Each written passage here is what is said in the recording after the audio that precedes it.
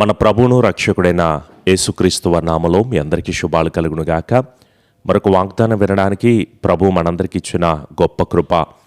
ఈరోజు శుక్రవారం మీరందరూ కూడా ఉపవాస ప్రార్థన చేయండి. ఉదయం 6 గంటల నుంచి మధ్యాహ్నం 3 గంటల వరకు కూడా ఉపవాస క్రమాన్ని మనం అందరం కూడా పాటిద్దాము.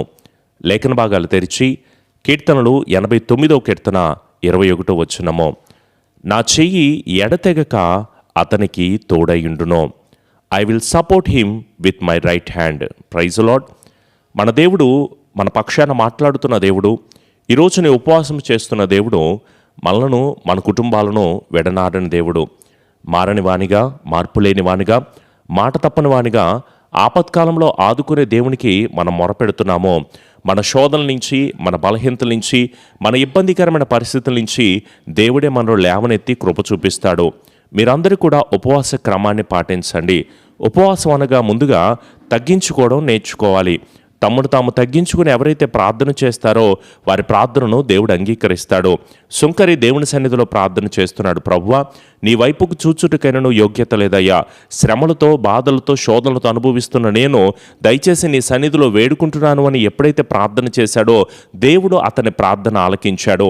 ఈరోజు నీవు గర్వం కలిగి, అసూయ కలిగి, ఈ లోక సంబంధమైన పాపపు కార్యాలు చేస్తూ దేవుని దగ్గరికి వచ్చి ప్రభువా ప్రభువా అని ప్రార్థన చేస్తే దేవుడి నీ ప్రార్థన ఎప్పటికీ ఆలకించాడు. ఉపవాసం అనగా మనల్ని మనము పరీక్షించుకోవాలి.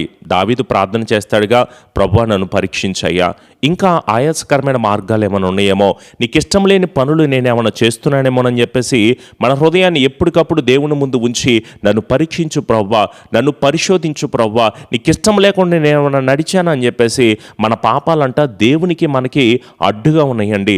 రక్షింప నేరకు విన్నట్లు యెహోవా హస్తము కొరచ కాలేదు, విననేరకు విన్నట్లు ఆయన చెవులు మందం కాలేదు. కానీ దేవునికి మనకి మధ్య అడ్డుగోడగా మారిపోయిన ఈ భయంకరమైన పాపాలను మనం తీసేసుకోపోతే ఉపయోగం ఏమాత్రం కూడా లేదు.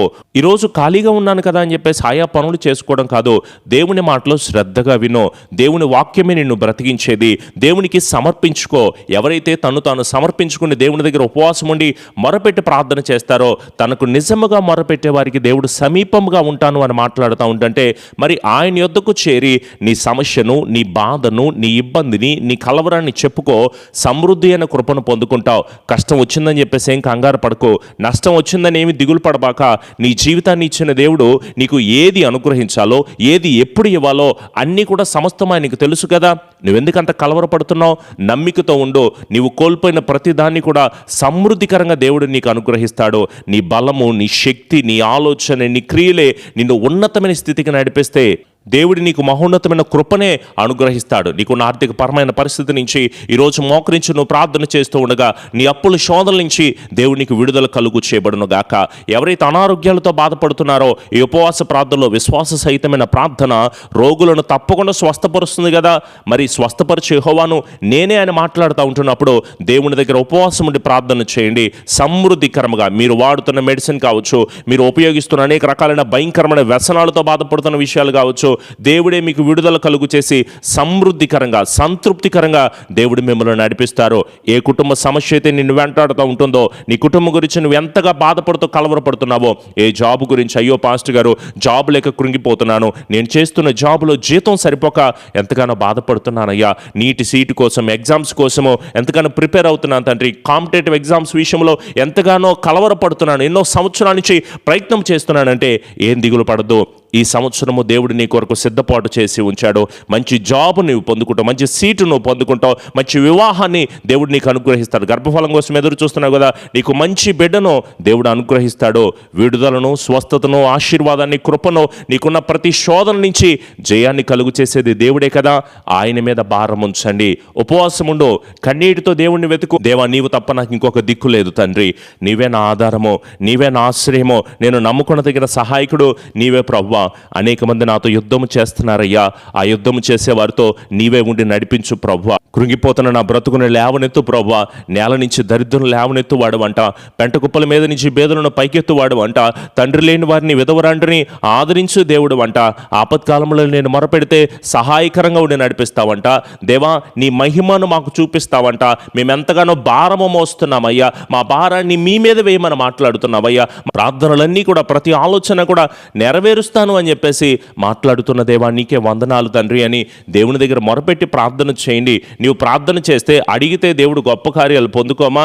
ఆయన రాజ్యమును నీతిని మొదటగా వెతుకుడి, అప్పుడు మీకు కావలసిన అన్నింటిని కూడా నేను సమకూరుస్తానంటున్నాడు. అడుగు, దేవుని అడిగితే సమృద్ధికరమైన కృపను నీ జీవితాల్లో నువ్వు చూస్తావు. నువ్వు అడగట్లేదు, ఎంతోమందికి చెప్తున్నావు, ఎన్నో రకాలుగా ప్రాధేయపడుతున్నావు, ఏడుస్తున్నావు తప్ప హన్నా వలె దేవుని సన్నిధికి వచ్చి మోకరించి, దేవా నీవే నాకు దిక్కు, నీవే నా ఆధారము, నీవే నా ఆశ్రయము తండ్రి. కుంటి వారికి నడకనిచ్చావంట, మోగవారికి మాటనిచ్చావంట, గుడ్డి వారికి చూపునిచ్చావంట, కుష్టి వ్యాధులను బాగు చేశావంట, అనేక మంది ఆశ్చర్యకరమైన కార్యాలు చేశావంట కదయ్యా. నా జీవితంలో కూడా గొప్ప కార్యాలు జరిగించవని యాకోబు వలె, యోసేపు వలె దేవుని దగ్గర అంగలారుస్తూ ప్రార్థన చేయండి. సమృద్ధికరమైన కృపను పొందుకుంటావు. ప్రార్థన వదిలిపెట్టుకో, ఉపవాసం చేయి, విశ్వాసముతో ఉండో, వాక్యాన్ని చదువు, ఆత్మీయ జీవితాన్ని కలిగి ఉండో, నీకున్న సాక్ష్యాన్ని గుర్తు చేసుకో. దేవా నీవు నా పట్ల చేసిన ప్రతి మేలులకై నీకు వందనాలు తండ్రి అంటూ కృతజ్ఞత కలిగి దేవుణ్ణి ఈరోజు మనసారా ప్రార్థన చేయి. కృప పొందుకుంటావు, దీవెన పొందుకుంటావు. దావీదుకు బలం ఇవ్వలేదా? ఏలియా ప్రార్థన చేస్తే ఆకాశం నుంచి అగ్నిని దింపాడంట. హిజ్కియా ప్రార్థన చేస్తే ఆయుష్ను దేవుడు పొడిగించాడంట. ఏషియాలు ప్రార్థన చేస్తే ఎండిన ఎముకల్లో దేవుడు జీవాన్ని కలుగు చేశాడంట. యెహోషువ ప్రార్థన చేస్తే అద్భుత కార్యాలు జరిగించాడంట. ఈరోజు నోవహ కుటుంబానికి తోడై ఉన్న దేవుడే, లోతు కుటుంబానికి తోడై ఉన్న దేవుడే, అలనాడు అబ్రహాము పక్షాన తన్ను పట్టుకుని నడిపించిన ఆ జీవం కలిగిన దేవుడే ఈరోజు మనతో పాటు ఉండు. ఆయన చెప్తున్న మాట, ప్రయాసపడి భారం వస్తున్న సమస్త జనులారా రండి. కానా విందులో దేవుడు నీటిని ద్రాక్షరసంగా మార్చాడు. 5 రొట్టెలు 2 చేపల దేవుడు అనేక వేల మందికి పంచాడు కదా. ఈరోజు నీ బ్రతుకును మార్చడా? నీ స్థితిని మార్చడా? నీ స్థితిగతులను మార్చేది దేవుడే, నీ పరిస్థితిని మార్చగలిగిన దేవుడే.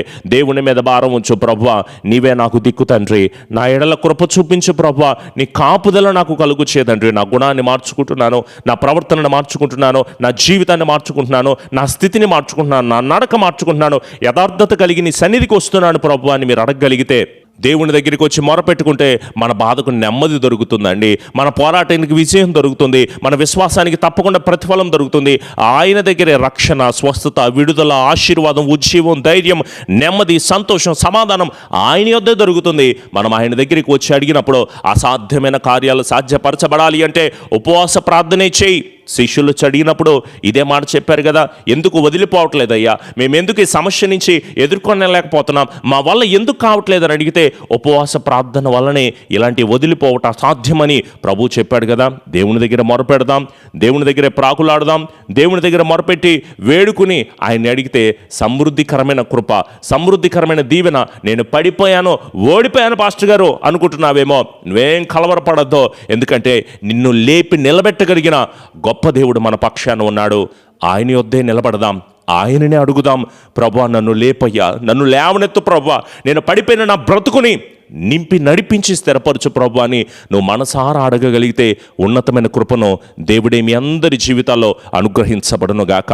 దేవా మా మనసులో చేర్చుకుంటున్నాం, మా హృదయంలో చేర్చుకుంటున్నాం, మా దేహంలో నిన్ను చేర్చుకుంటున్నాం, మా ప్రవర్తన విషయంలో దేవా మా ఇళ్లలో మిమ్మల్ని చేర్చుకుంటున్నాం తండ్రి అని ఆయనకి మనం చోటిచ్చినట్లయితే మన కోరికను సిద్ధింపజేసి మన ఆలోచన ప్రతి యావత్తును కూడా దేవుడే సఫలీకృతము చేయబడి నడిపించబడును గాక.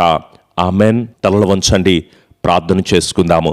పరిశుద్ధుడైన దేవా, కృప కలిగిన దేవా, జీవము కలిగిన దేవా, మరొక మారు ఈరోజు ఈ విధంగా చేరి ప్రార్థించుకునే గొప్ప అవకాశాన్ని మాకు అనుగ్రహించినందుకు స్తోత్రములు ప్రభువా. అల్పులము, అయోగ్యులము, ఎందుకు పనికిరానటువంటి మా అందరి పట్ల మీరు చూపిస్తున్న కృపకై, క్షేమముకై వందనాలు తండ్రి. ప్రభువా యోగ్యత లేని మా ద్వారా నీ వాగ్దానమును, నీ మాటను అందిస్తున్నందుకు స్తోత్రములు ప్రభువా. దేవా ఒట్టివారము, మట్టివారము, ఒక్కసారి మా అందరి మీద నీ కృపను కలుగు చేయమని వేడుకుంటున్నాం. ఆర్థికపరమైన సమస్యలతో, రోగ ఇబ్బందులతో, కుటుంబ సమస్యలతో, జాబు కోసం, ఇల్లు కట్టుకోవడం కోసం, వివాహాల కోసం, వ్యాపార వృద్ధి కోసం, గర్భఫలం కోసం, ఇలా అనేక రకాలైన సమస్యలతో, శోధనలతో, బాధలతో, బలహీనతతో బాధపడుతూ ఉంటున్న మా అందరికీ కూడా విడుదలనిచ్చే మాట మీరు మాట్లాడినందుకు వందనాలయ్యా. అవును తండ్రి, ప్రార్థనే కాపాడిద్ది, మా జీవితాన్ని మార్చిద్ది. ప్రార్థన ద్వారానే మేము సమాధానం పొందుకోగలం, సంతోషాన్ని పొందుకోగలం, మా జీవితంలో ఉన్నతమైన కృపను పొందుకోగలము తండ్రి. దేవా దయచేసి నీ ఆత్మ సహాయమును, నీ బలమును మా అందరి జీవితాల్లో మీరు అనుగ్రహించండి తండ్రి.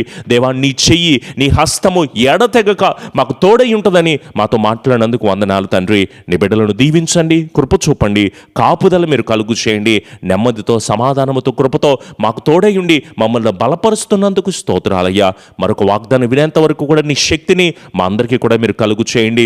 మందిర నిర్మాణాల విషయంలో మీ సహాయమును, మీ కృపను అనుగ్రహించి ఆశీర్వదించండి తండ్రి.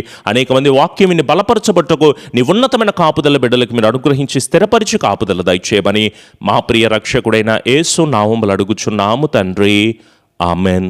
మన తండ్రి అయిన దీవెన, కుమారుని యొక్క కృప, పరిశుద్ధాత్మని యొక్క అన్యోన్య సహవాసపు సన్నిధి ఎల్లకాలము దేవుని ఆత్మ బిడ్డలకు, కుటుంబాలకు తోడయుండి నడిపించి కాపుదల, క్షేమమును, వృద్ధిని, సమాధానమును దేవుడు అనుగ్రహించబడును గాక.